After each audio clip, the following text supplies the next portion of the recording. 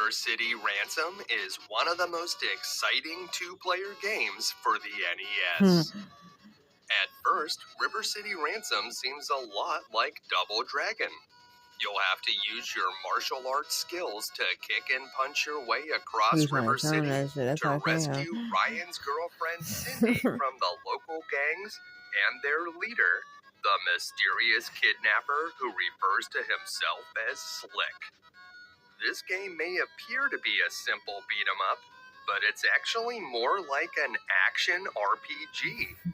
You'll explore a large open world filled with bad guys to fight, weapons to use, bosses to battle, and secrets to uncover. In the beginning of the game, your character will be very weak, but enemies you defeat will drop money, which you can use to purchase food and other items. Consuming these items will raise your stats and grant you new abilities, and once you've powered up, the gangs of River City won't stand a chance. You can even save your progress using a password, assuming you wrote it down correctly. River City Ransom's 32-character password with upper and lowercase letters is easily one of the most frustrating passwords on the NES. But frustrating or not, it's still nice to be able to pick up where you left off. River City Ransom was developed by Technos, the company that developed the original Double Dragon arcade games, so they certainly knew how to make action-packed martial arts combat. This was the third game in the Kunio-kun series, which also includes Renegade and Super Dodgeball. These games may not seem related at first glance, but if you look carefully, the characters all have a similar style to them. In Japan, these games all star a hot-headed brawler named Kunio, and in River City Ransom, Kunio teams up with his rival Ricky, who is controlled by Player 2. In the English language version, Kunio was replaced by a guy named Alex, and Ricky became Ryan.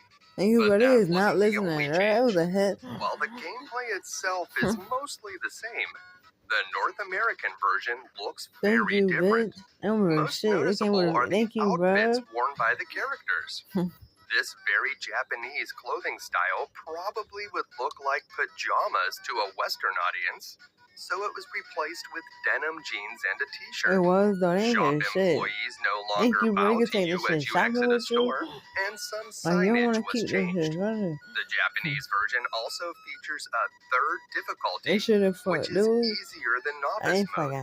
This was removed for the English version. River City Ransom was directed by the team of Mitsuhiro Yoshida and Hiroyuki Sakamoto.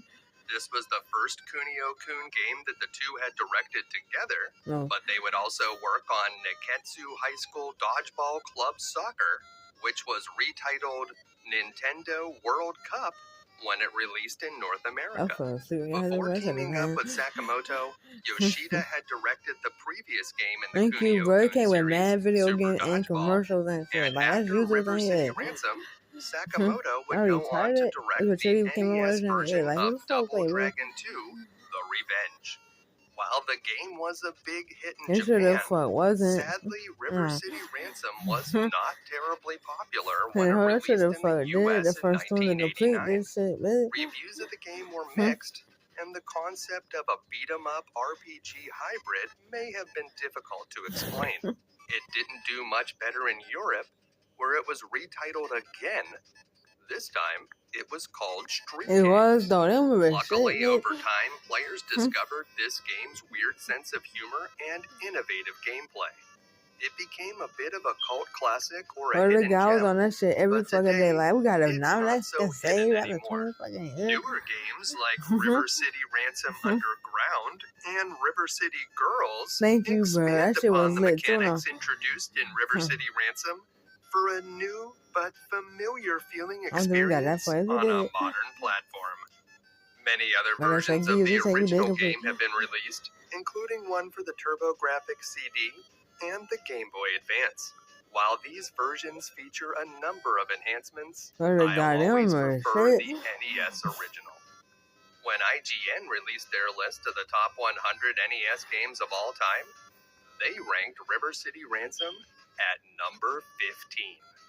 If you'd like to play the NES version on a modern platform, it is one of the games included with the Switch's online service.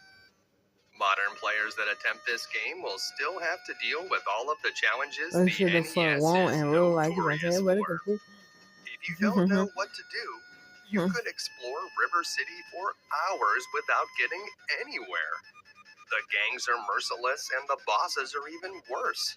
Sure, you can continue as much as you want, but if you die, you'll lose half of your hard-earned money. Thank you, bro. We heard But what if I told you an easy way to level up your character fast?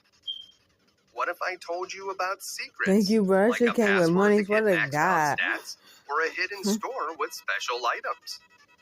And what if I told you the best way to defeat every boss? Even Slick himself? Well, on today's episode of You Can Beat Video Games, we'll learn all of that and more. If you're new to the channel, we're doing deep dives on retro video games and giving you the professional strategies that can be used by the casual gamer. Please make sure to subscribe and check out youcanbeatvideogames.com for episode lists, news, and official You Can Beat Video Games merchandise. And please join our Patreon for access to an exclusive Discord community and a chance to vote on future episodes. This episode